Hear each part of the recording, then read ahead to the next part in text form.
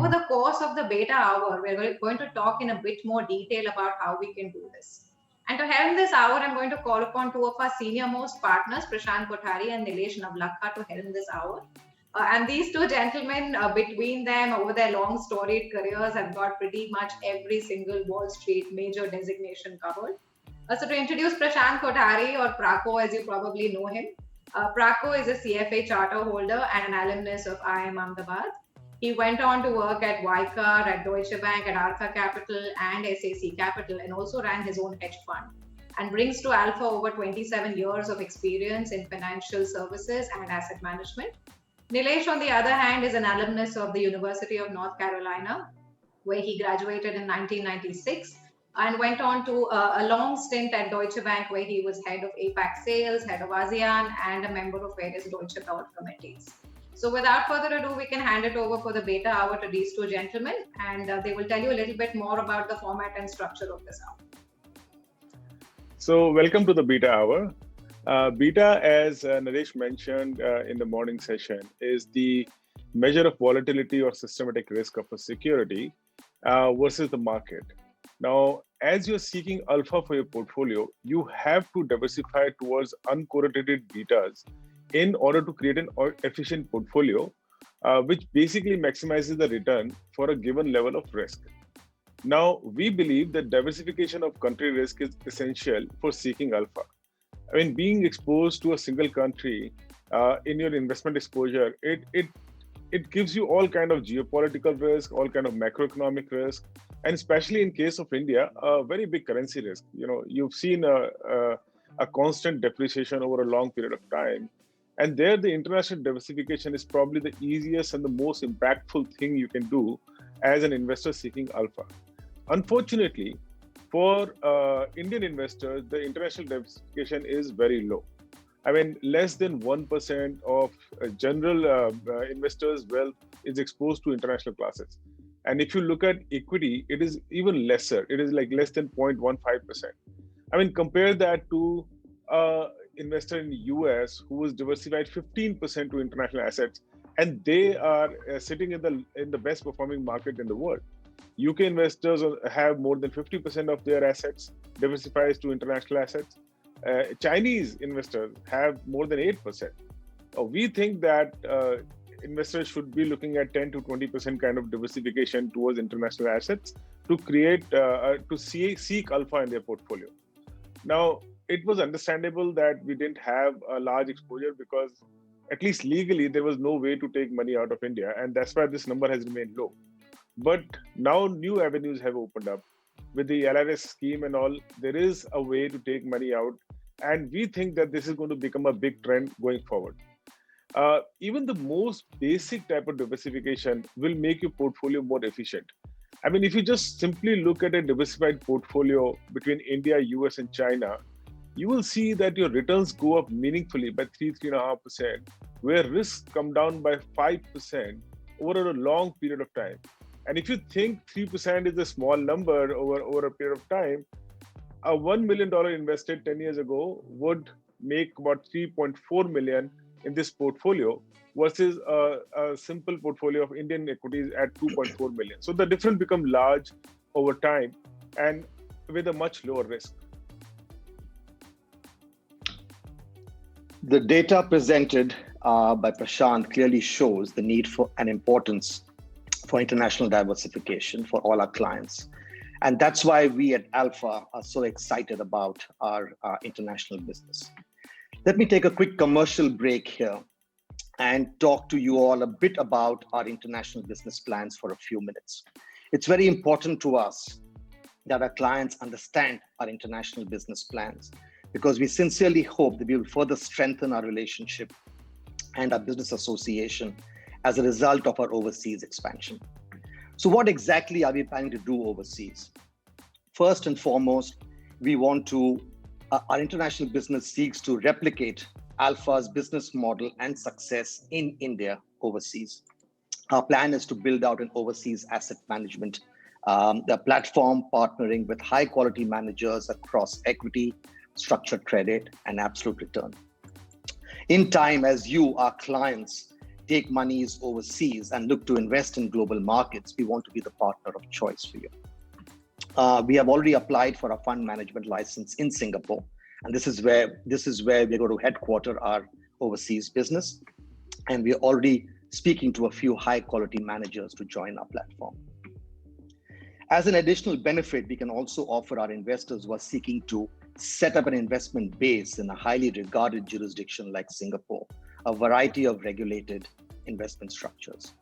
And lastly, any help and advice that they need in setting up or in growing their international diversification, we're obviously here to help. I don't want to go into the details of these structures in this forum, and we will be in touch with you separately for more detailed discussions on some of these overseas structures. So let me end the commercial break there and come back to our beta hour. As you have seen, international diversification increases returns while also reducing the risk to your portfolio. However, your choice of asset classes and your markets increase multifold in international markets, and as such requires a proper asset allocation. So asset allocation, geographical diversification, and sector allocation are all very important to optimize returns. This is where our keynote speaker, Mr. Nick Ferris, comes in. Nick is the CIO of Vantage Point, and he is one of the best in the business to speak to us about asset allocation. Prior to establishing Vantage Point, Nick was the head of multi-asset solutions and portfolio manager at Eastspring Investments, which is the investment arm of Prudential PLC. He was also the investment strategist and portfolio manager for multi-assets for a period of time at Goldman Sachs Asset Management. Nick is going to talk to us on his views on multiple asset classes, his outlook for 2021 and beyond. And the format that we have chosen for this is a fireside chat that Prashant and I will have with Nick. This will take about 20-25 minutes, and then we will open it up to Q&A. Nick, welcome. Let me start by asking you, 2020 has been an extraordinary year by any measures. How do you see the story playing out in 2021? Well, absolutely. It was the biggest drawdown in 100 years, or the most rapid drawdown in 100 years in terms of GDP and output. But I think importantly, it was also the most aggressive and most rapid and broadest policy response in 100 years as well. And just to put that into context, the US fiscal deficit is going to be as large as what it was when the US financed World War II. So it's incredibly large.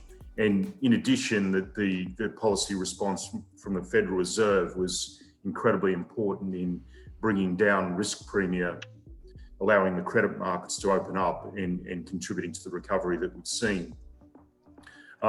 In terms of asset class performance, it's been very, very important in terms of the type of equity that you've owned within your portfolio. And there's been a very, very large divergence between sectors like technology in the United States, so the mega cap tech sector there outperforming versus obviously sectors that were directly affected by the pandemic and the underperformance of those sectors. So I think that's been very, very important. Of course, what we've seen over the last 6 to 9 months since the episode started is a significant repricing of risk assets or recovery. So it's important to think about the performance of assets and where the opportunities lie looking forward. And we really see 3 themes or episodes taking place. Number one, we do think that the global recovery is sustainable, it's synchronous, and it's going to be continued to be supported by policy. Number 2, we do think that there hasn't been much, in contrast to equities and credit markets, fixed income markets haven't priced a lot of the recovery so far. So a significant potential risk is a rise in bond yields or sovereign yields and bond volatility, which we see is incredibly low relative to equity volatility. And then thirdly, in terms of where we see the relative value opportunities, number one in Asian value stocks, and specifically in our view, the best opportunity there is a diversified basket of Asian Pacific banks. Number one. Number two, we think that Asian technology companies actually look incredibly undervalued versus US technology companies. In fact, the discount on the broad basket of Asian tech is 80% versus US. So that's very, very interesting. And then thirdly, in the credit markets, we think that Asian high yield offers 300 basis points of relative spread compared to US high yield. So there's still decent returns to be had in the Asian credit markets on a diversified basis.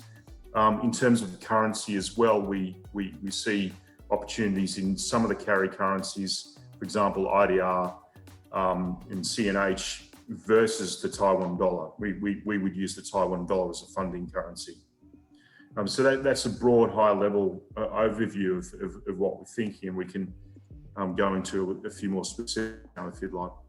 So just as a follow-up to that, Nick, are there no consequences for all the money printing and fiscal deficits anymore? I mean, are we going to witness a fiscal cliff sometime in 2021?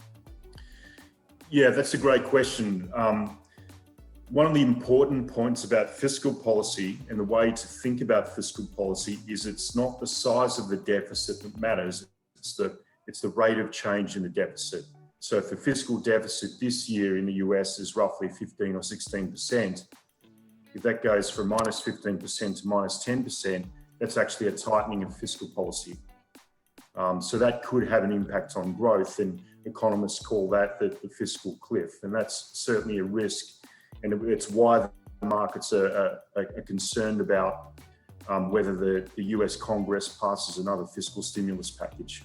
But of course, the private sector could take up some of the slack there, and that's why the vaccine, and hopefully which will allow the opening up of the economy and improvement in private sector growth and investment and consumption next year. So hopefully that happens, but certainly the fiscal cliff is a material risk. So Nick, we are looking at a global synchronous recovery and supportive fiscal going forward. But in your mind, what are the critical risks that investors should watch out for? I think it's always important to think about how much the risk compensation you have in any particular investment. The only thing that we really know about any investment is the valuation of that investment. And so we try and look at the relative risk compensation, and that's where I mentioned that Asian high yield credit looks interesting because it's got 300 basis points of additional spread relative to US high yield for the same credit quality. So we would say that's reasonably interesting. The reason I mentioned Asia Pacific banks, if you're looking at that versus US equities, Asia Pacific banks trade at 0.75 times book value with 11% trend return on equity. They produce a dividend yield of about 4%. So all of those value factors look very, very interesting, and they trade at about an 80% discount to US equities. So again, a broad diversified basket of Asia Pacific banks actually looks very, very interesting. And the important point about banks as well is that if there is a rise in interest rates next year or bond yields, which we think is still very, very low, and we're just bringing this chart up here, which shows the US 10-year yield versus the leading indicators of growth in the US. Typically, if you've seen this sort of rise in manufacturing growth, it would have led to a bigger rise in bond yields. Now, the important point about banks is not only are they cheap, they will benefit if there is a rise in yields because it tends to improve their net interest margins or their profitability. So that's why that sector is very, very interesting. Just as a follow-up question, what is the timing of inflation risk in developed markets in your view? Yeah, that's a great question. I think the reason why the bond market is still reasonably relaxed is that there is still an incredible amount of excess capacity globally, which is still depressing inflation. In fact, the the timing of inflation is typically 18 months to 2 years in terms of how long it takes in order to get consumer price inflation. And I should say there, it's the Federal Reserve or the central bank definition of inflation. So consumer price inflation as opposed to asset price inflation. We've obviously had a lot of asset price inflation, but the chart we've got up there on, which is page 9 in the presentation, is showing bond volatility, which is the light blue line, against equity volatility. Now, there's 2 points to note there. One, you can see that bond volatility is low relative to equity volatility. But number 2, bond volatility is back where it was prior to the Lehman crisis. So it's very, very low. So I'm not suggesting that there will be a dramatic rise in inflation or interest rates next year. But if there is, the bond markets are unpriced for that risk.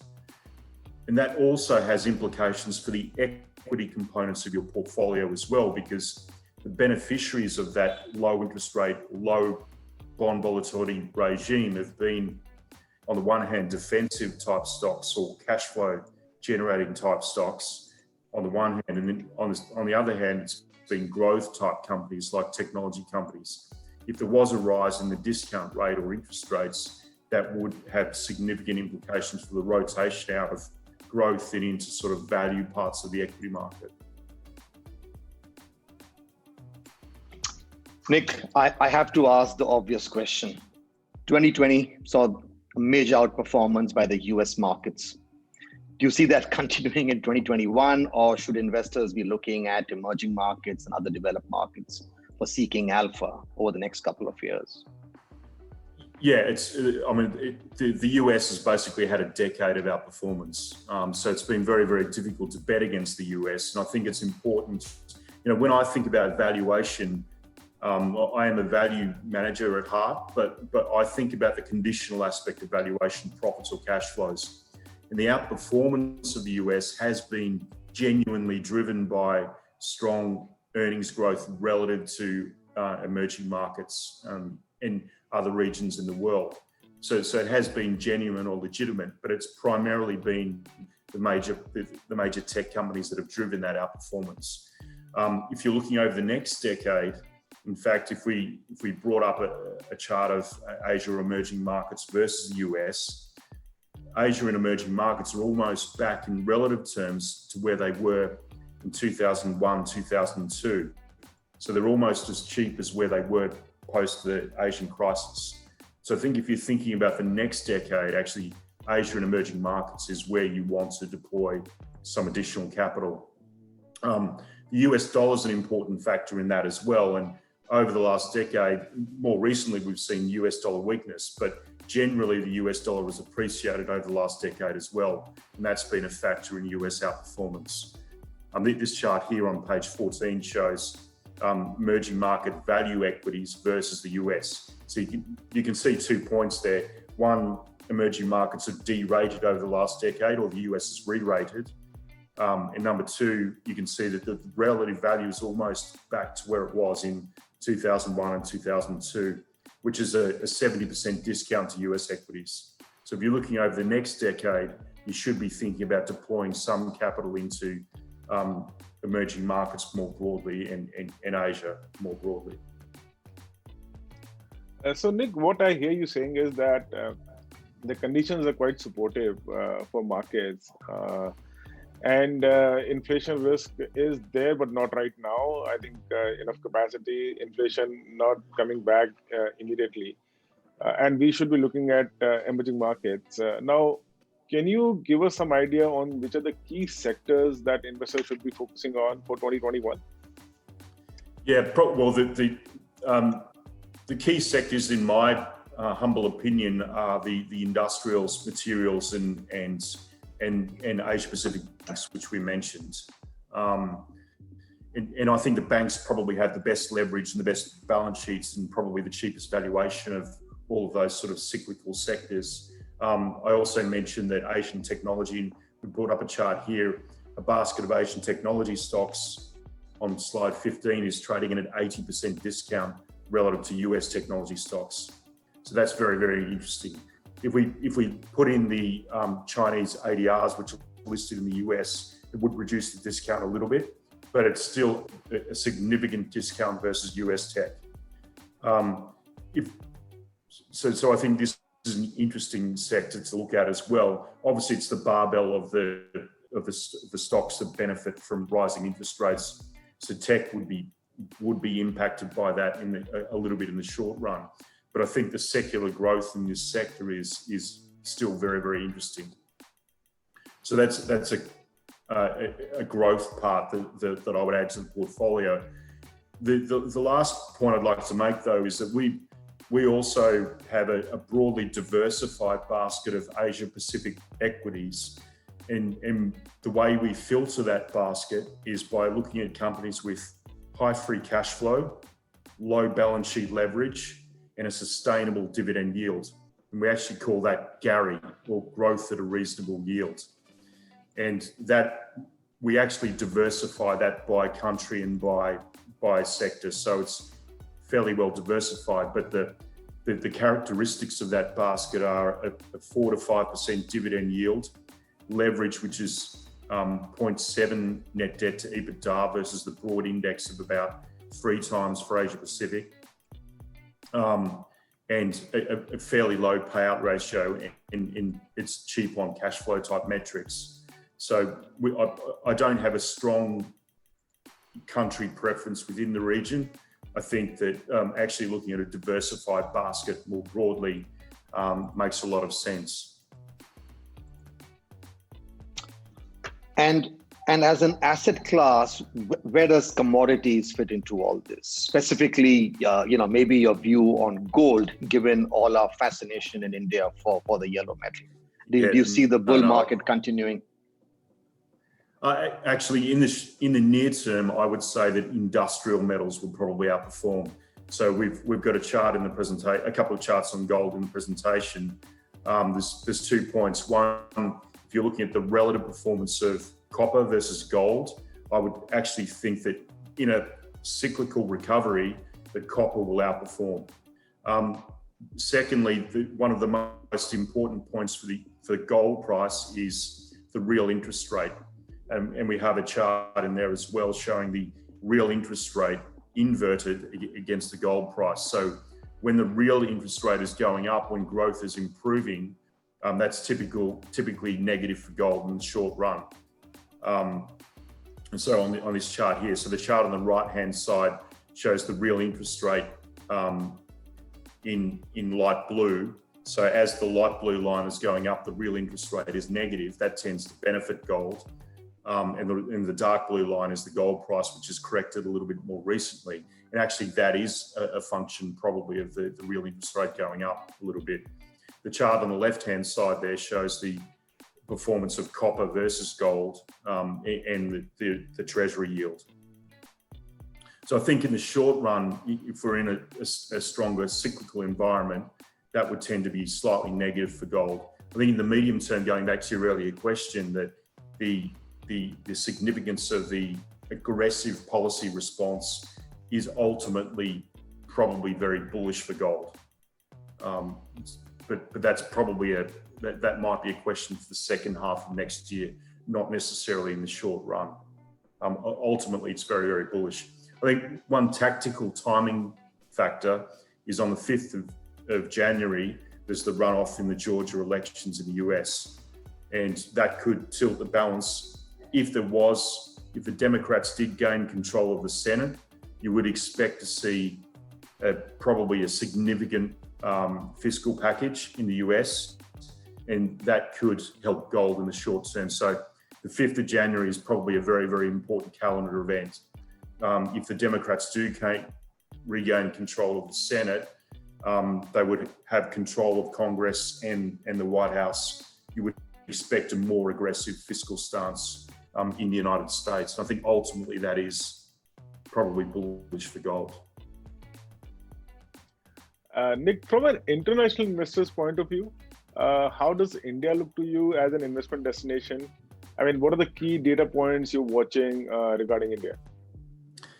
Yeah, I've got a summary in the presentation there on India. I think generally India tends to benefit from favorable global financial conditions. And that's partly because India, most of the time, actually the current account's slightly in surplus at the moment, but most of the time India requires external financial capital, and therefore when global financial conditions are favourable, it tends to benefit India. I think secondly, I mentioned that India will probably benefit from increased foreign direct investment going forward, so global supply chain diversification, and so I think that's a positive.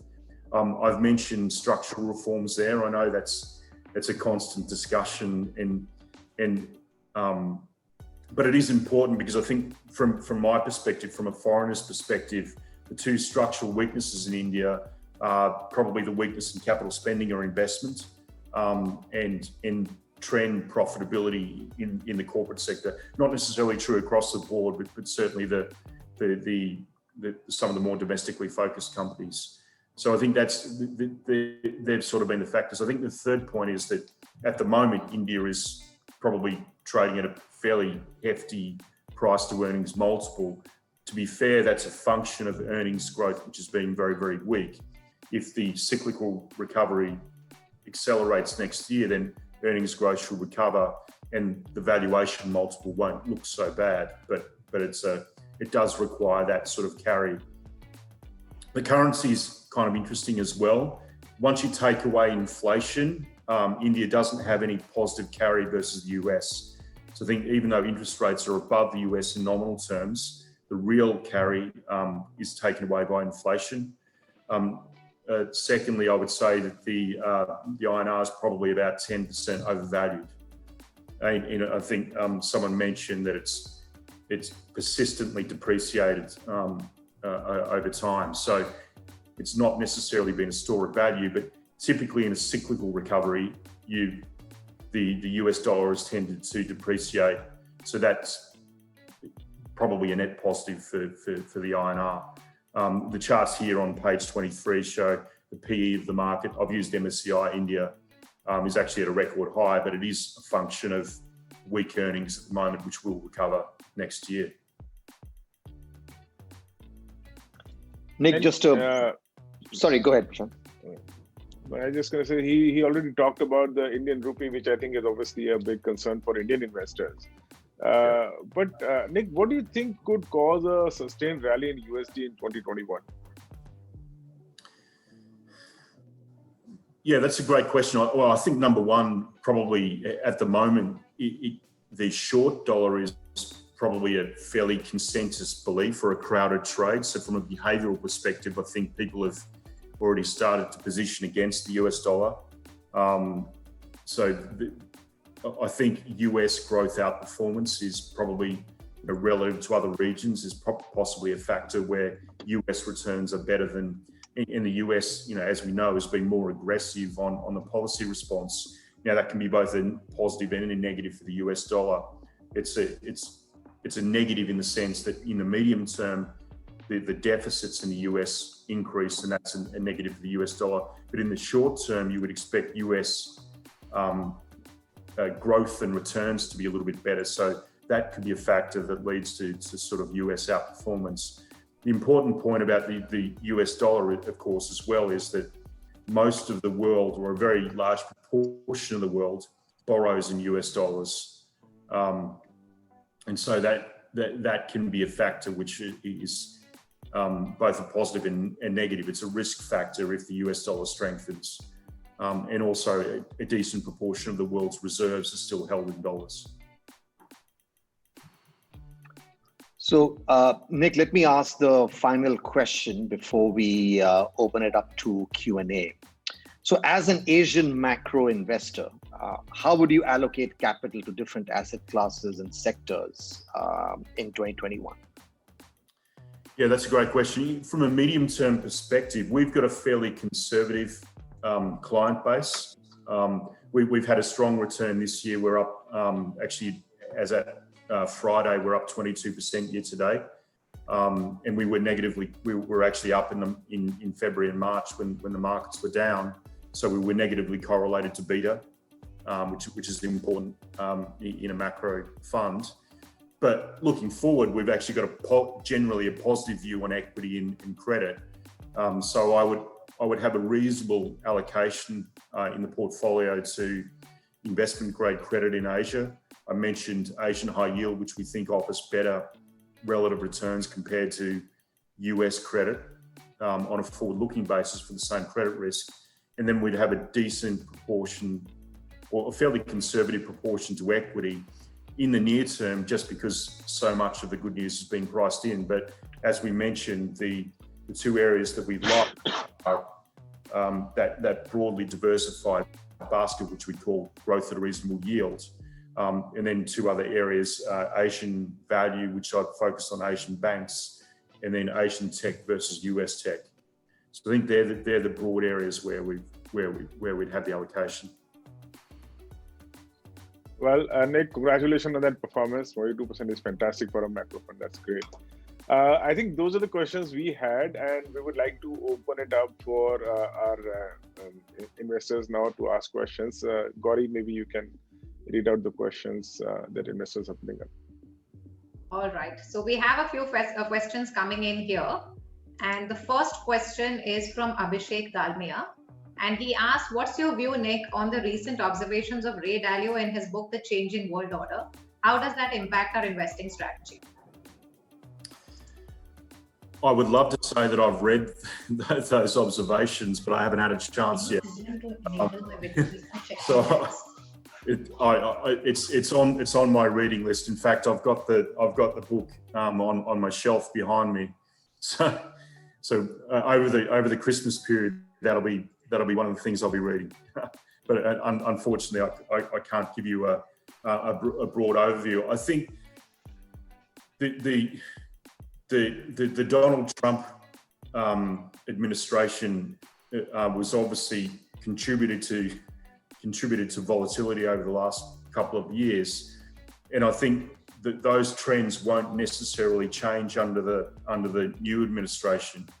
I think one of the points about that observation of Asian tech versus US tech is that probably one of the developments that will continue to happen over the next decade is a Chinese internet and a US internet.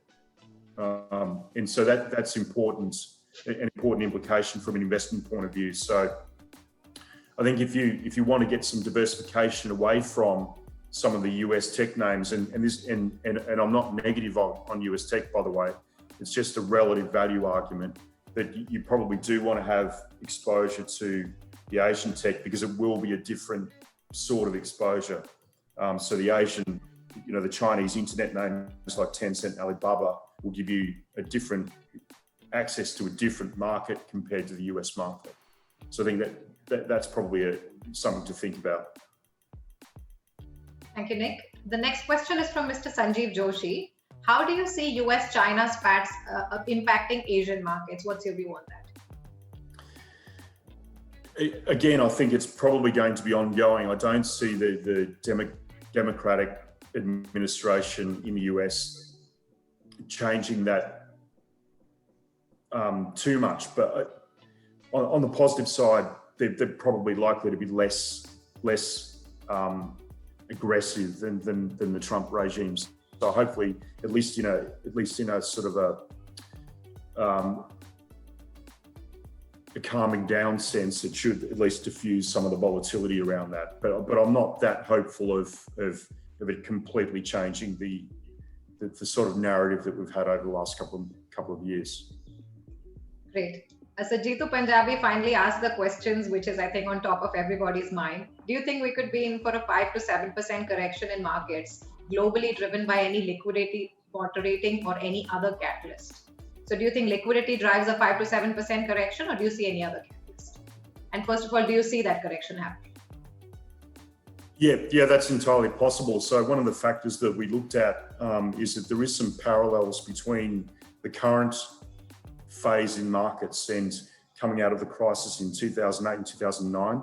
So if you look back to 2010 and 11, they're actually quite volatile periods in equities. So there was at a global level of 15 to 20% pullback, in fact, in 2010. But I think the important lesson is that the cycle usually wins. And so I would use that, any sort of correction like that, to actually scale up my positions or scale up my equity risk. But very much to that point, leading into year end, and given the performance that we've had over the last 3 months, I've actually scaled back my net equity exposure to only 3.5%. So we actually are quite cautious in the very short term on that basis.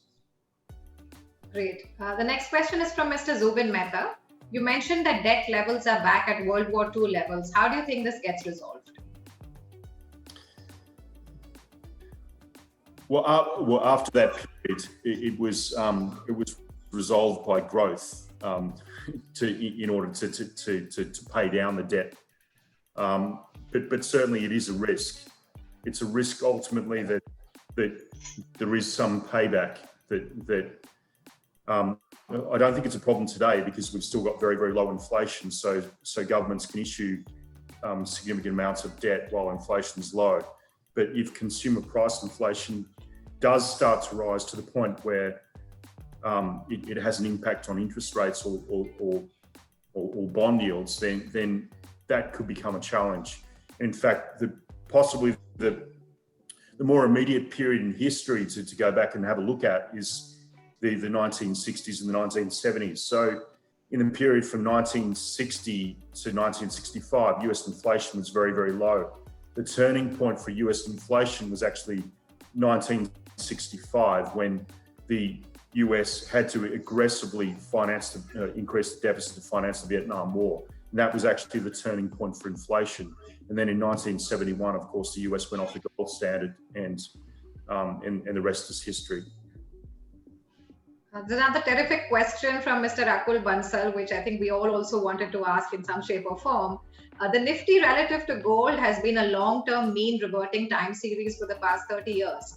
In other words, the Nifty hasn't really provided any equity risk premium. Assuming that gold is a store of value, does this mean that the majority of appreciation in the Nifty can be chalked up to just inflation? Very interesting. Please do answer that. Yeah, that's a great question. I haven't looked at that time series specifically myself, but it is an interesting one. I was looking at, I'll answer the question slightly differently. I was looking at the time series of commodities versus equities, and commodities are generally, and that's probably industrial commodities as opposed to gold, at a fairly low level compared to history. So it is possible that you actually go into a phase where commodities outperform versus equity, at least US equity. The Indian market, I think, does require earnings growth and earnings recovery. It does tactically look a little bit expensive at the moment. But as I said, going back to gold specifically, I think in the near term, it does. I would probably favour industrial commodities and risk assets as opposed to gold in the very short term. But January 5th is probably quite important tactically. Great, thank you. Another question from Mr. Gokul Handa. So what percentage of your 3% outperformance of an international portfolio compared to a 100% domestic one can be attributed to INR depreciation over the years and to stock market performance? Well, I don't know whether Nick has the data on that, but I mean, we did the numbers, and I think I can take that question. It's little over 1% just comes from superior market selection, and about 2/3 of the performance is just rupee depreciation. But also you have to keep in mind that this superior performance is coming with significantly lower risk, because their low risk is about 5% lower. So as Naresh was pointing out, we don't only look at the return part of this at Alpha. We always look at what risk you're taking to generate that return. On a risk-adjusted return basis, that performance is quite superior versus just doing India portfolio alone. Great, thanks, Prako. The next question has to do with a space which all of us public market investors know so little about, which is the VCPE space. Should investors be actively looking at this space, especially since a large portion of the value of companies are getting captured before they go public? What's your thought on that? Yeah, that's a great question. I think the public markets actually, interestingly, I was reading something on Friday that the public markets are actually sort of more frothy than the private markets actually at the moment now. I'm thinking of the US specifically. So actually, you would expect to see more issuance or more companies going public. One of the interesting stats I saw also on Friday is that typically it's very unusual to see a company double on its IPO. In 2020, there's been 19 companies double on their IPO in the United States. So it does suggest, an element of froth, at least in some parts of the market. And that is a factor, it's a factor of liquidity. Great. And can you offer us a view on real estate or REITs, especially in the context of benign interest rates or in a rising interest rate scenario? So can you compare and contrast how this asset class might do in both? I mean, the obvious point with REITs is that you need to be fairly selective. Obviously, there's been winners and losers within the sector, and that was why I mentioned early on that my preference, if I was looking for dividend type stocks on a forward-looking basis, I would actually look at Asia Pacific banks as opposed to REITs. I think you need to be fairly selective. And interestingly, the real estate markets generally in the developed markets have been very, very strong. In contrast to the last crisis, the US housing market's at a record high. My home country's housing market has been very, very strong despite having record levels of debt. So, similar in Canada and New Zealand and the UK as well. But retail has clearly been very, very affected by the latest episode. That might actually create some bargains when the economy normalizes. So that's possibly another way of looking at it. Great, thank you. And what's your view on cryptocurrencies? Now, since we are in the theme of Greeks all through the session today, so cryptocurrencies is probably a very fitting question because it is Greek to a lot of us. How do you really look at investing in this asset class? Yeah, it's a great question. We don't, in our funds, invest in the asset class. And the way I would think about, again, I think it's been more of a function of liquidity. And in contrast to the way some people would describe it, it wasn't defensive in March. I would still see gold as a real asset, as a real currency. The way I describe it is that it's a negative yielding safe haven currency.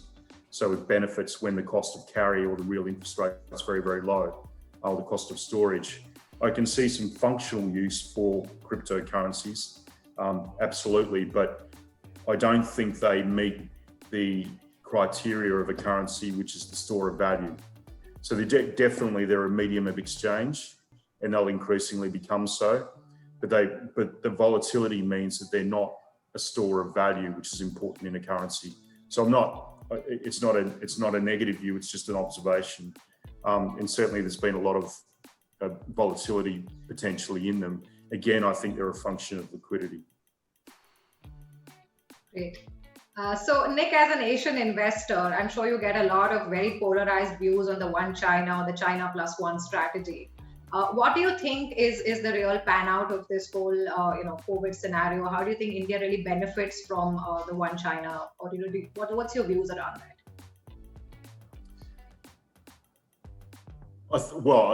China has recovered.